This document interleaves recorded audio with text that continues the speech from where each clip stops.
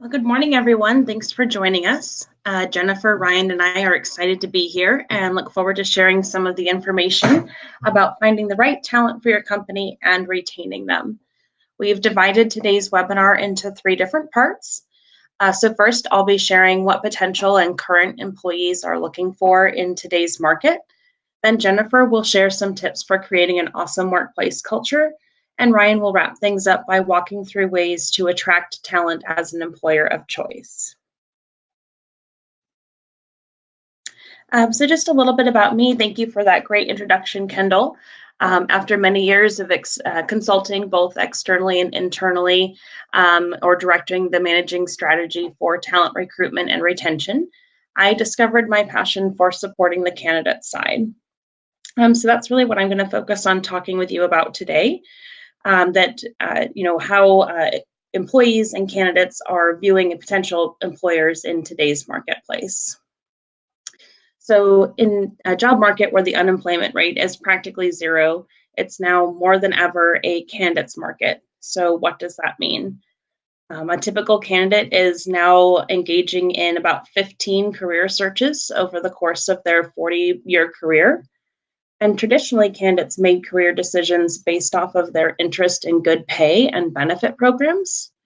But now these are offered by many employers. So candidates need more incentive and information to make their decisions.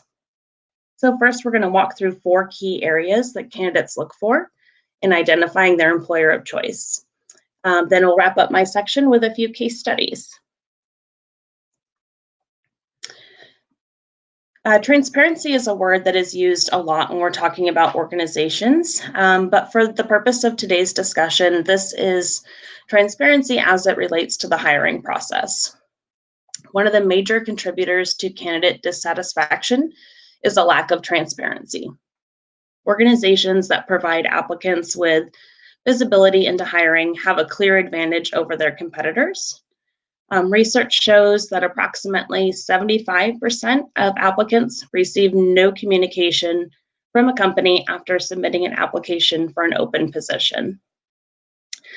Qualified applicants often decline job offers because the recruiting process seems to drag on and they weren't sure where they stood. A lack of transparency can really frustrate talented applicants, the ones that you need most, and it could cause them even to accept positions at other companies. According to a study earlier this year by Clear Company, applicants who feel well informed about the company they're applying to and the hiring process itself, things like the status of their application, are 35% more satisfied with the process. Lastly, authenticity is a huge part of this as well. In that same study, 61% of job seekers say that meeting authentic and genuine people during the interview process was just as important to develop a feeling of positive connection and camaraderie. I'll just let you guys take a minute to look at some of the graphics on this slide, but as Kendall alluded to at the beginning, company culture is really huge. These involve things like the working environment, team structure, and leadership. The working environment and team dynamics can make or break an employee's experience. We've all experienced this. Some might work well independently and appreciate a quiet environment, while others thrive in a high-energy workplace with a high level of collaboration. Therefore, it's really essential that candidates are able to gauge what kind of company culture an organization has before applying to work there. While you want to demonstrate that your company is a great place to work, it's essential that you provide an honest account of what it's like to work there to make sure that you're hiring employees who are a good fit. One of the biggest factors that influences our happiness at a place to work is the people that work there. One of the biggest questions that Gallup has identified in the employee engagement studies, whether or not you have a best friend at work. That's one of the biggest indicators of employee retention. You have to spend every day with these people, so you want to be working alongside people who you will get along with well and gel as a team. A lot of companies provide a bit of information about their employees on their website, so people can get a sense of who's working there and maybe include a short paragraph about their role and their background. But it's really key to include some personal interests as well. Social media is also a great way to showcase your team and reveal a bit about individuals' personalities and the way that everyone works with each other. Additionally, candidates do want to know what the management style is like within an organization. They want to know who they'll be reporting to and who they'll be directly working for. Different approaches for work appear to different people, so it's important that they have the organizational structure that suits them as a professional. I definitely recommend providing a bit of information about who is in charge and how they like to work. That can also be really critical. And then it can give candidates an insight into how the business runs. The third area that we're going to talk about is employee development. Employees really want to be at a place where they can learn, grow, and thrive. So investing in your employees is key to talent acquisition and retention. Specifically, candidates are looking for employee development and/or continuing education programs. And while these can be expensive in some cases, there are also really inexpensive ways to create some of these programs in-house, just a little creativity. So employee development programs let employees know their company is invested in their growth. Some easy ways to implement these types of programs include holding strategic sessions to create short-term and long-term goals, leadership development programs, and mentorship programs. This has been really, really popular lately with candidates that I've been working with, to have some of the senior leadership or senior and tenured employees mentoring some of the newer employees and teaching them some of the ropes. You can also do a continuing education program, and this helps employees feel more equipped and confident in their abilities to perform the functions of their job. And some easy ways to do this include tuition reimbursement, sending them to industry-specific events or earning certifications, and then conferences and other learning opportunities.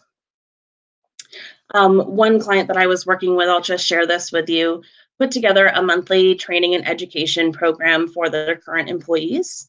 And what they found after doing a survey was that things that the employees really wanted to learn about were things that the existing employees already had a lot of talent in. So we basically put together an in-house training program that was run and led by the employees. And part of the result of that was having almost a completely cross-trained staff. So they really benefited in a lot of different ways. So this fourth piece of importance that employees are looking for in an organization is making a difference, making an impact. 65% of job seekers feel most connected to a company whose mission or vision resonates with their values and what they believe in. If your organization has a clear purpose, then your employees tend to be more invested. If you are hiring, strategize how you can set your company apart from the competition. Which values make you unique? Another side of this is corporate social responsibility initiatives. These can be huge as a recruitment aid when it comes to attracting top talent. A study from the Stanford School of Business revealed that 90% of MBAs from business schools in Europe and North America prefer working for organizations committed to social responsibility. An example of this, I actually just met someone last week who has a window washing company, and one of the things that they do for all of their clients and customers is wash the threshold of the door.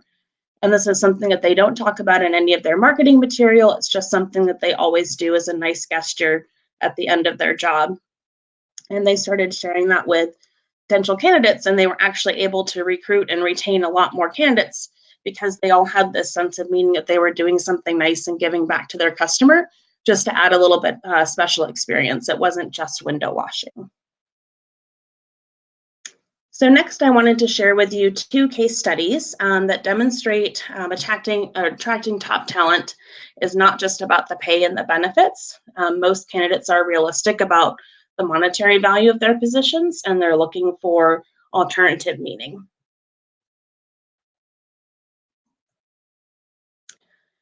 This story is about a girl that was a mid-level marketing associate working for an agency with a solid client base, receiving standard pay and benefits, and came to me expressing that she felt stagnant and that her skills were underutilized. She did speak with her superiors about stretch assignments, and after months of no change, she decided to explore other opportunities. So together, we identified her target role in companies to apply to. We researched and analyzed the company's leadership styles, the company objectives, and if the current employees received any type of mentorship from their senior colleagues. We launched what I call the job search campaign. She applied to more than 50 roles through job boards over 2 months. And in combination with networking through LinkedIn and hosting virtual coffee meetings, or meeting with people over Zoom, things like that, with at least 3 people per week, she ultimately expanded her network by 40%. And in total, she went to 12 interviews across 4 companies and received 2 job offers. She ended up accepting an offer with one of the smallest marketing agencies because of the initial impression of the company culture was positive. And especially when reviewing the website, there was blogs about the employee experience. She was also given the opportunity to lead projects with a mentor and become part of their community involvement team, which was also, and there was also continuing education provided by this company. She did not take any increase in her compensation. It was just structured differently. This company stood out amongst its competition with a transparent hiring process and supporting her career growth in alignment with those company missions and values.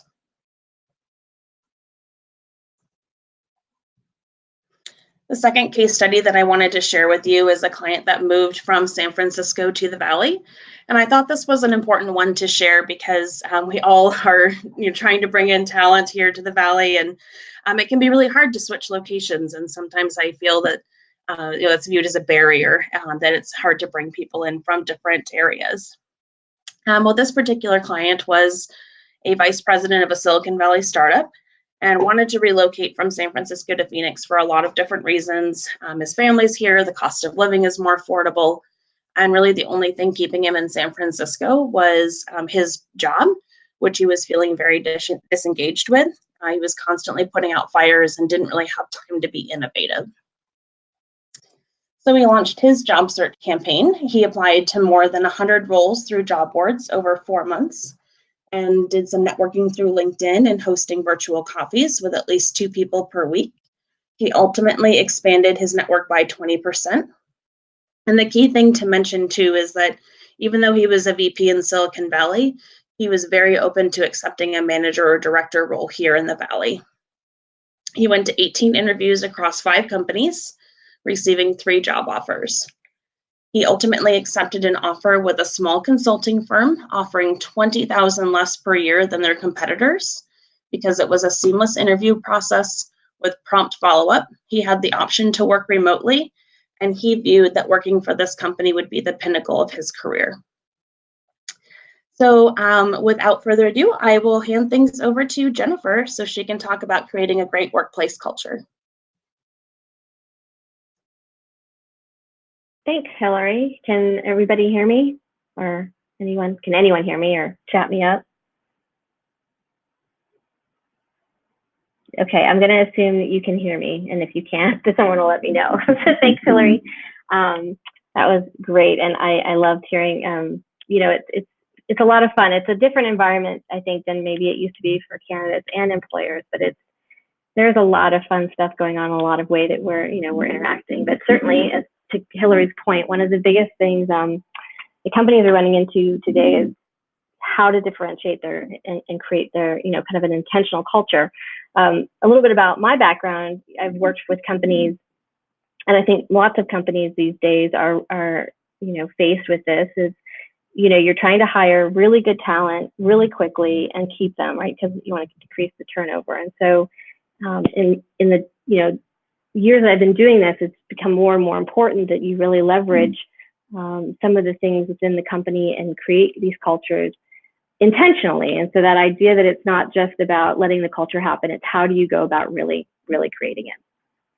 And so it does start with you know, that idea that culture eats strategy. And that was, you know, management consultant Peter Drucker. That was a quote from him a lot of years ago. And that idea is that while strategy is incredibly important, and it is, that there's really something powerful about a company that has a culture that empowers its employees, and that is actually a more effective way to drive towards success. So we'll talk a little bit today about how, even as a small business, you can take some of these practices and start to build that foundation. So the first thing, and I think this is one of the most fun, is, you know, knowing your story and telling your story. So again, it goes to, you know, I'm sure we've all heard about this, start with why, and knowing why you do things, because people want to know what the impact is.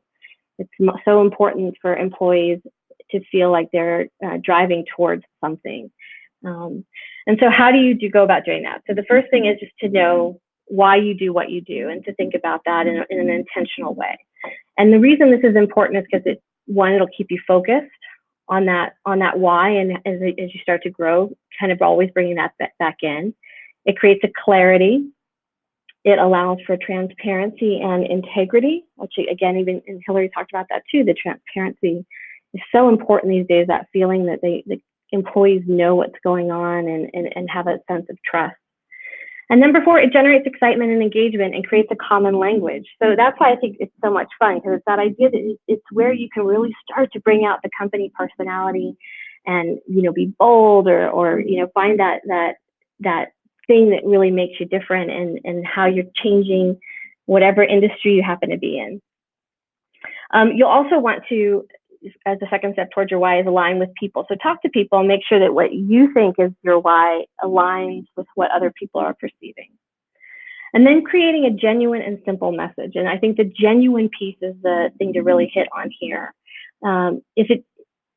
You can come up with a why that sounds good, but if it isn't genuine, then you're already creating a misalignment. And so you really want something that resonates and makes people excited.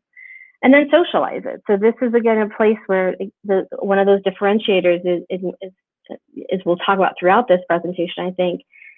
Talk about what your why is, so that people can automatically identify with you, and employees can automatically identify you, not just as candidates, but internally, that they continue to identify with you and buy into that why.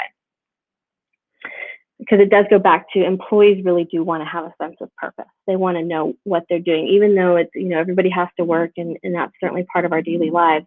There's so much more engagement and fulfillment when you feel like you're connected.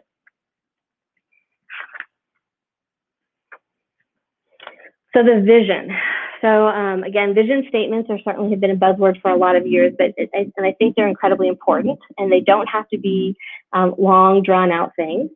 What it really comes down to for the vision, and one of the reasons I really like this quote, is that idea how you can, again, keeping that, if you have a vision that touches people, it pulls people to want to succeed and to do better, both for the company and for the client. So know your goals. So use your goals as a guide and a reference point. And this is important no matter what the size. And I think that's one of the hard things too, although it's difficult on any scale. If you're small, you worry that you don't have the time to do it. And if you're big, you're worrying about pivoting. But no matter where you are in your growth cycle, knowing your goals and having them kind of at the forefront is a great way to keep that reference point. Define your core capabilities and how they create a positive impact. So this again talks to your differentiator. So what are you doing that's different? What do you do? What's your unique value proposition? Keep it simple and keep it specific. So again, the vision statement doesn't have to be 4 pages long. It really just has to be, where do you see yourself going? What are you doing that's different, and where do you want to be? And then make it easily consumable and relatable for your audience, whether that's employees or clients. Again, so I had a couple examples of vision statements. So one that popped up was, it's our mission to continue to authoritatively provide access to diverse services to stay relevant in tomorrow's world, which funnily enough, or interestingly enough, was just a generated mission statement. You can actually do a mission statement generator online. So that's not very specific. It doesn't really catch your attention. It doesn't make you, excited to do the next thing. Google's is do no evil, which again is a little bit, while it's a little bit more specific or a little bit more emotional, it also is subjective, right? These days, there are lots of people who think Google does do that. So again, it's subjective, so you could think it either way. So just being careful with that. One of my favorites is Microsoft, and it's a computer on every desk in every home. So it's very simple, it's very specific. It gives you that idea of, we know what our goal is, and it's not tying you into how you do it, it's just that you're going to do that. And it also gives you an idea of what your company does and what you're trying to achieve.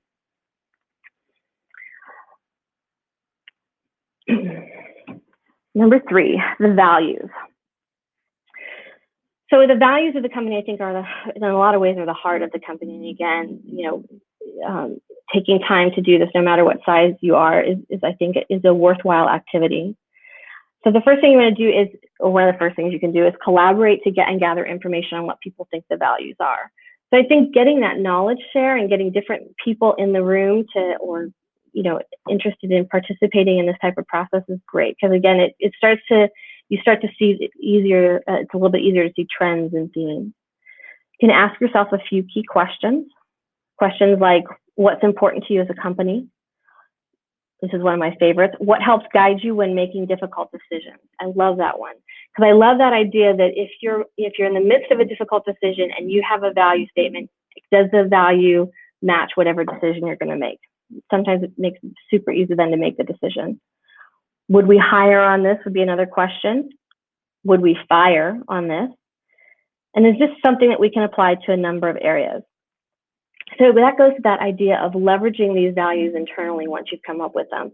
And they should be things that everyone feels like they can hold strong to and live up to, no matter what function they're in. And it's also okay to revisit and evolve them. You may have said that one of your values was always looking for bleeding edge technology and processes as the value that you have. And what you might find is that really what you are is you have a reliability in your system, and that's why clients or employees love it. And so there is that idea that, sometimes you might evolve so that your values do align better with what the truth of the company culture is. Things like integrity are always good values, but again, making sure you align to those. That's another one of those good things, is to ask yourself the question: if your value is integrity, but you're about to, hide the fact that the system's down, is that really a value?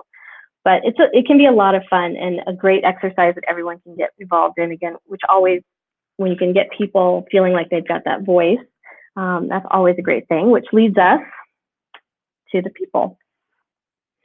So this is kind of the me. I love the people piece of things. This is what makes it or breaks it in a lot of cases. And so it's just a couple stats on why this is important, I think, that resonate. 51% of disengaged employees leave, which actually is good, because I think that means 49% of disengaged employees stay. So that's a stat you have to be worried about on both sides. So, but 51%, that's a lot. Like, especially when you're a small company and you're running fast, losing people because they're disengaged, that hurts. It creates cost and a drag on productivity. Businesses, so number 2, businesses with highly engaged employees see a 10% increase in customer ratings and a 20% increase in sales. So again, that idea that the people really do, engaged employees make a difference on the bottom line. And then companies with high engagement outperform companies without high engagement by 202%. So I think that's why you're really seeing a movement towards getting cultures in place that are strong and that are empowering, because it's easy to start to tie that to how that impacts revenue. So how do you create a great employee experience? So the first thing I always think is talk to people. Find out what motivates them. And there might be different things, but we do tend to see a few themes that come out. So Hillary talked a little bit about it, but professional development is a huge factor in an employee experience.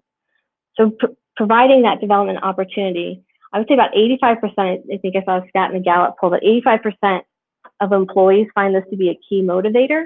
and only about 21% of employees are actually focused on formalized development for their teams. That's a big deal. So talk to people, find out what they think is important. Create an environment where employees feel like they have influence. People want to know that they can impact outcome, that they can impact their days, that they can impact, client experience. That's again a very big motivator for why people feel attached and loyal to the companies that they're with.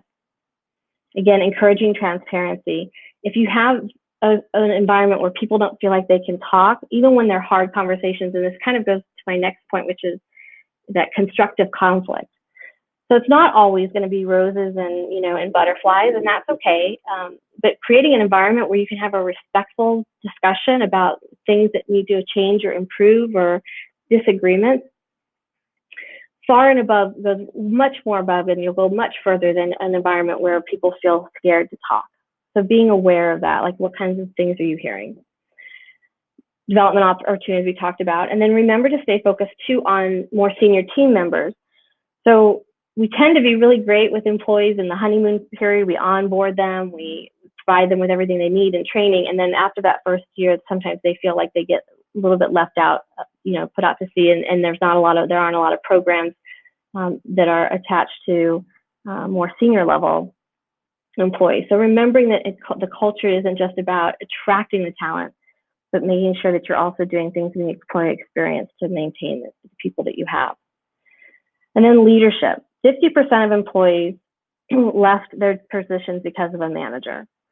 So making sure that you're, again, not just taking care of the people who you're bringing in, but that you're also maintaining leadership programs, that you're talking to leaders and giving them additional skills, making sure they even want to be people leaders is always a good thing. Sometimes you put people in to those positions simply because that seems like a natural next step, and maybe that's not. So communication on all levels of these things is incredibly important.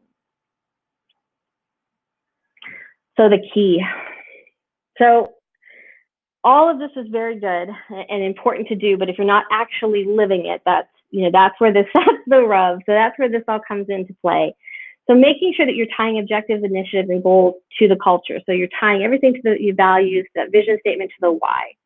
That you're spending every day being in the culture, that you're intentionally thinking about how does this impact culture, whatever we're about to do next, how does that align with our culture? And always talk about it. If you're doing weekly meetings, or you're doing stand-ups, or you're doing, touch bases, make sure that those conversations talk about not just the functional piece and not just, the day-to-day tasks, but really start to speak to some of the things that that you love about your culture, how people are contributing outside of work. Are they having opportunities to grow? Because your culture truly impacts every metric. It impacts what your cost to hire is, your cost of training, productivity, customer success. And so you want to make sure that, keeping that in mind, feeding that and keeping it strong and positive is key. One of the companies that I did some study on or research on was Best Buy. So Best Buy is a huge company and has been for, decades. And they ran into an issue where they were seeing loss of productivity. They were seeing higher turnover. They were, losing their competitive edge in the market. So it was they about 5 years ago kind of went into a crisis mode where it was do or die for them. And one of the first things they focused on was culture. So rather than necessarily worrying about product line per se, they started to look at the people and what were they doing to help create that great culture so that the people were helping drive a better bottom line in revenue and innovation.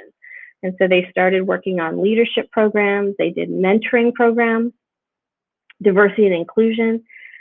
And what they were able to find, that the value of a 0.1% increase in employee engagement equaled $100,000 in the store. That's phenomenal. Just a little bit of engagement. So that's how important it can be on every level. So moving on to that point, being able to measure your company culture. One of my favorite quotes is a Zig Ziglar quote that is, people say motivation doesn't last. Let me see if I can remember it. People often say that motivation doesn't last. Well, neither does bathing. That's why we do it daily. So the idea is you can put in a fantastic culture. You can have the best values in the world, the greatest vision statement, a crazy why. But if you're not, making sure and taking care of it and nurturing it, it can go away. And so there are some really easy ways, even as a small business, to measure how the employee engagement is at your company. So one of the first things is called an ENPS. So that's an Employee Net Promoter Score. So very similar to what customer service teams would use as an NPS, the Net Promoter Score. You can do that for your employees. So it's a simple, super way. And what that basically measures is loyalty. And so you ask a 5-question survey. It would be something like, on a scale of 1 to 10, how do you rate your understanding of what your position is?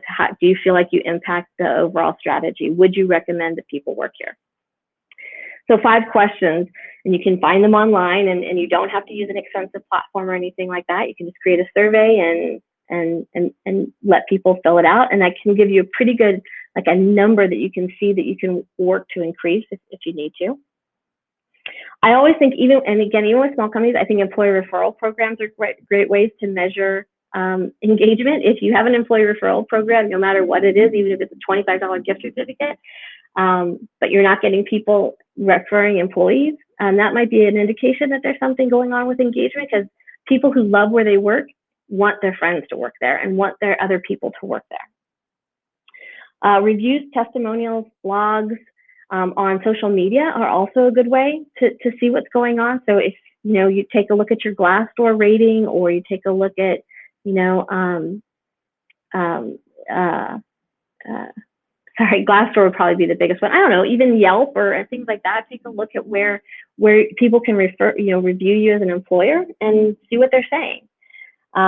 If you do have testimonials that you can put on your career page, and you ask for that and no one wants to do it, that might be an indication that there's something, right? So asking for people to give good feedback and seeing what happens. Recognition programs are huge. Only about 12% of companies are using employee recognition programs, and 60% of employees would like more recognition. So figuring out what that looks like too. So, and it doesn't have to be just leadership giving recognition to employees, other employees giving recognition to each other. And again, those are simple and inexpensive, and lots of times it doesn't even have to have a monetary value. It's just calling out and validating. And especially if you can put those programs, align them with the values. So give us an example of when somebody, provided exceptional customer service or showed integrity. Innovation. So I think to ask yourself, are you seeing lots of new ideas come through? Do you feel like people are having a good discourse around, changing and creating efficiencies and are excited about that? If you're not seeing a lot of that, that would be another good time to maybe have a conversation about how you could increase that. And then collaboration and connection.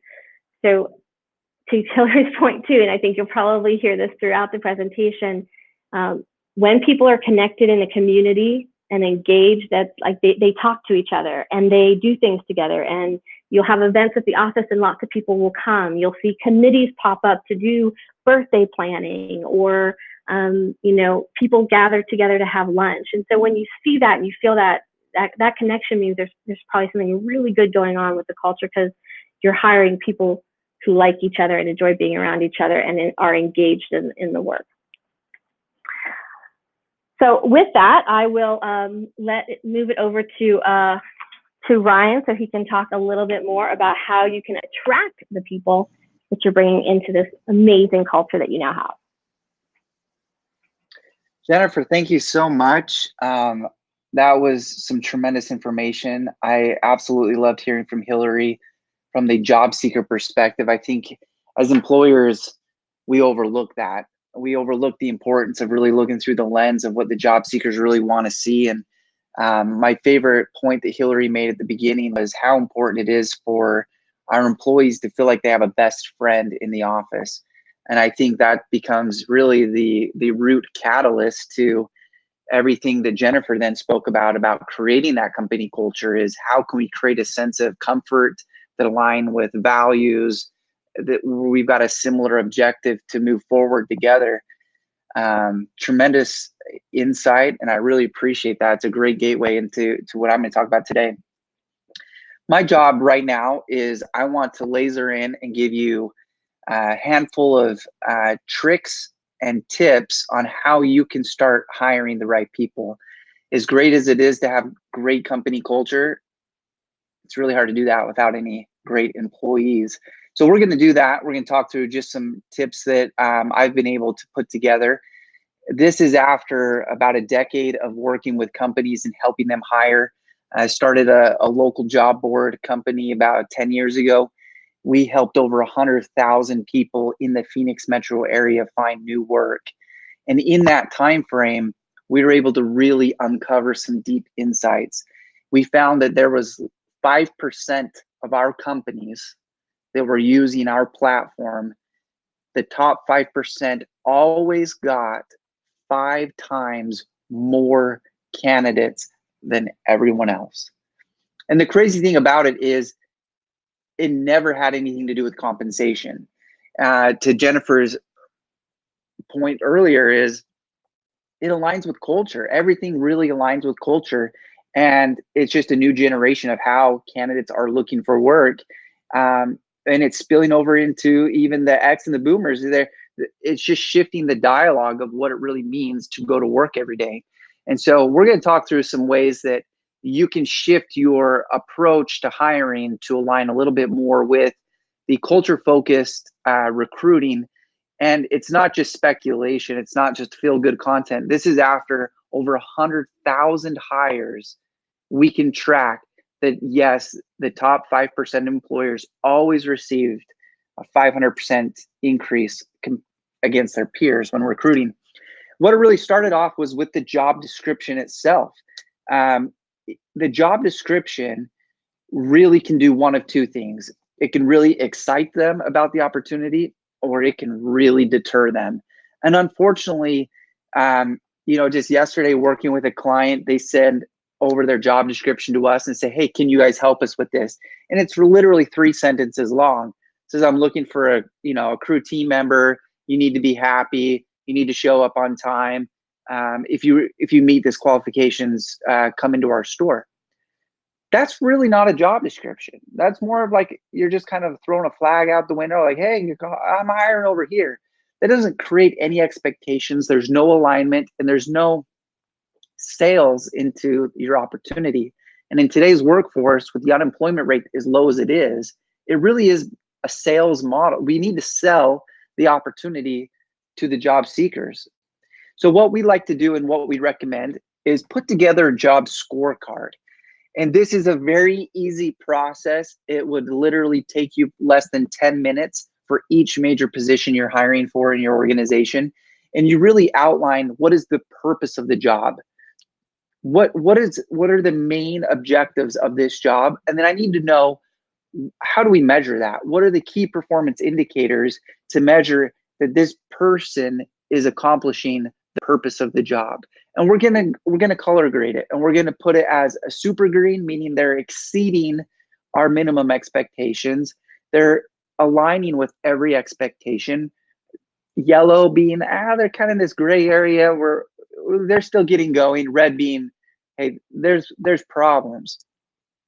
When you can actually outline and color coordinate it this easily and be able to say, this person achieved success at this level, now you can go back to what Jennifer was talking about with recognition. We all want to be recognized.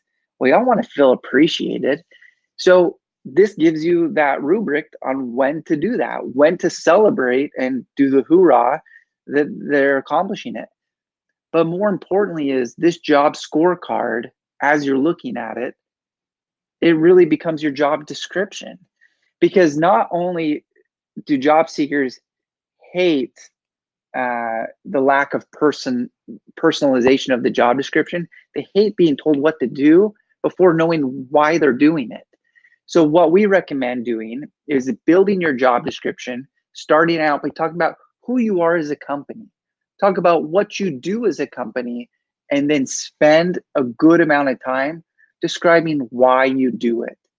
Really anchor into the why we do what we do. Back to the values that Jennifer said, I love it. If you're Microsoft, we are on a mission to get every household a personal computer, and you will help us accomplish it by doing X, which is the purpose of the job, and achieving these results. And then you just outline the skills and traits on how you measure success. What does success look like? And now it looks like not what you're going to do for me, it's more of what we can accomplish together. And turning that phrasing around yields higher conversion rate of candidates. This is not just an opinion. This is based on hundreds and hundreds of thousands of applicants through our technology. We can see that when you write a job description that centers around why we do what we do and here's what we can accomplish together, you're going to resonate with a deeper audience. But getting the ball rolling, getting people in the door really starts with telling the story. And a lot of times in the job description, we miss that opportunity.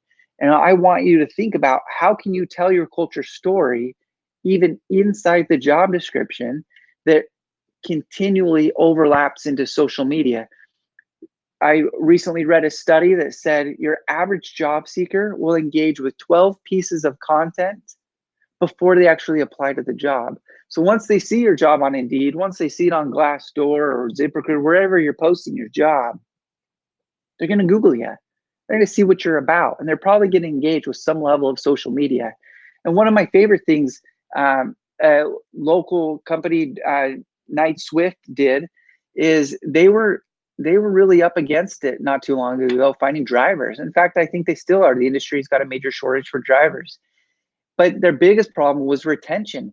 They were over 100% attrition every year, meaning they replaced their entire workforce 1.25 times every 12 months. That's unsustainable, especially in a declining market where it's even more difficult to attract drivers. So the first thing they did is they said, we got to get engagement. We've got to create a way to make drivers, no matter where they are in the country, we want them to feel like there's a community, like they have a best friend at work, as Hillary said. And that can be simply done by celebrating pictures. These drivers are alone in the middle of nowhere. They're going to see some amazing landscapes. Let's get some pictures. Let's celebrate it. Let's have them start tagging this phrase, drive night. And before you know it, truck drivers of other brands started coming across these images, and it got contagious. And it was like, wow, that seems like a really fun organization. They're now doing gift cards.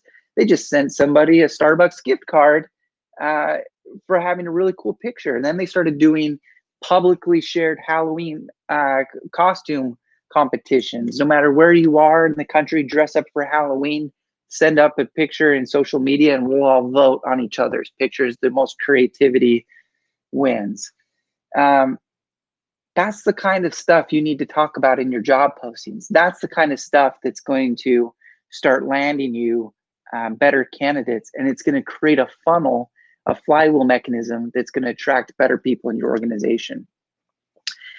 When you start getting those candidates in and you start getting your job posting out there, one thing that we've seen a lot of small employers do to really amplify their recruiting is leverage automation.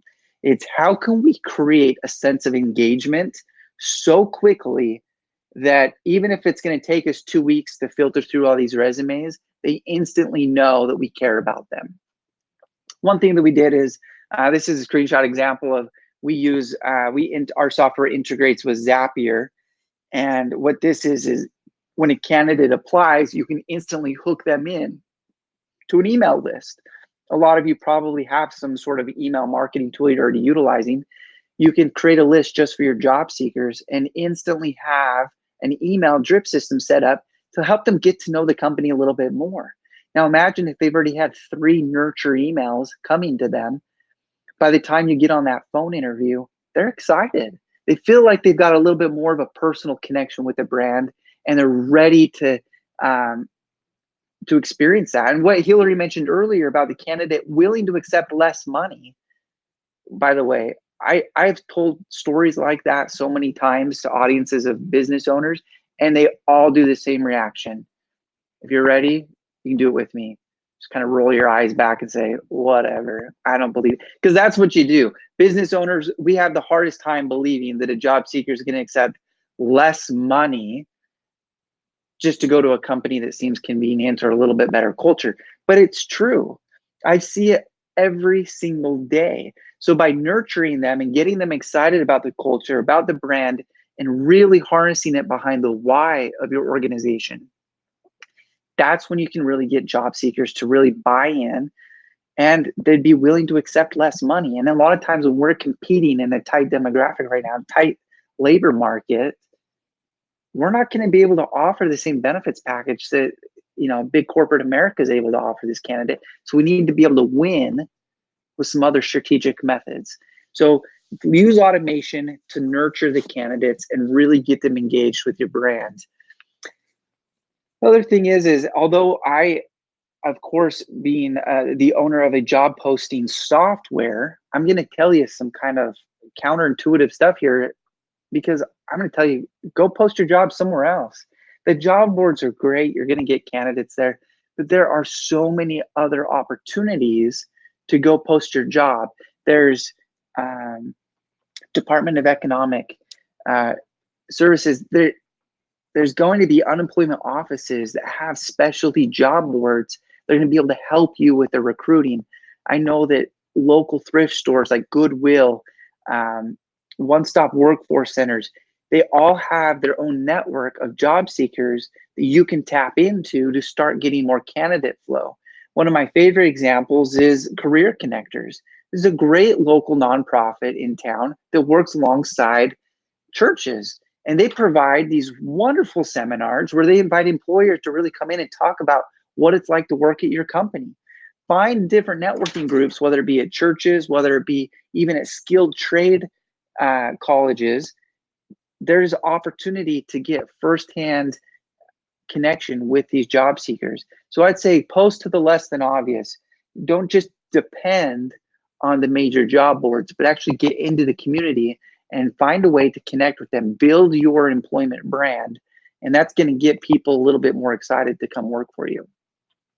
The fifth hack that I absolutely love in getting more job seeker traffic into the organization is leverage what you're already doing. If you've got a customer newsletter going out, this is a great example. Evernote, every single email that they have, at the very bottom of it, say, if you love using our brand, who can you recommend to come work for us? And that's the thing is if you already got a customer base of people that are really engaged with your brand, a lot of times they're going to be the best advocates to help promote the fact that you're hiring. And what a deeper connection that would be if they actually do get one of their friends to come work with you. They're going to even feel even more connected to your brand and have a little bit more longer life cycle with your organization. So I would highly recommend is find out what your current customers do and what they know of you to help with your recruiting and your hiring. And a lot of times that can be as simple as even through social media, really engaging with some social media. Hey, if you really love working with us, you even love having one of your friends work with us. So here's some examples of some jobs we're hiring for. Here's what life is like inside the organization, inside the walls. Here's what you can expect. Really use social media and these newsletters as a way to create a pipeline, even from current customer base. That is it for me. Those are my 5 top hacks that you can do today to start getting a better pipeline coming in for your recruiting. But the biggest takeaway that I could share with you today would be really, really focus on telling the right story. When your story has alignment with your brand and with your purpose, and you're helping them visualize what the future could look like together, that story is going to really resonate with this new generation of job seekers. And that will trump the text-only job postings from all of your major competitors every day of the week. And yes, You could probably even do it while offering them less compensation packages, but they're going to have higher opportunity because of the alignment they see with your organization. Anyway, that's all from me. Again, my name is Ryan with VIVAHR, and our contact info is here on the screen. And if you have any questions at all, don't hesitate to reach out to myself, Hillary, or Jennifer. We've got some links that are on the screen. We'd love to connect with you and share any other deeper insights that may be more specific to your brand or your needs.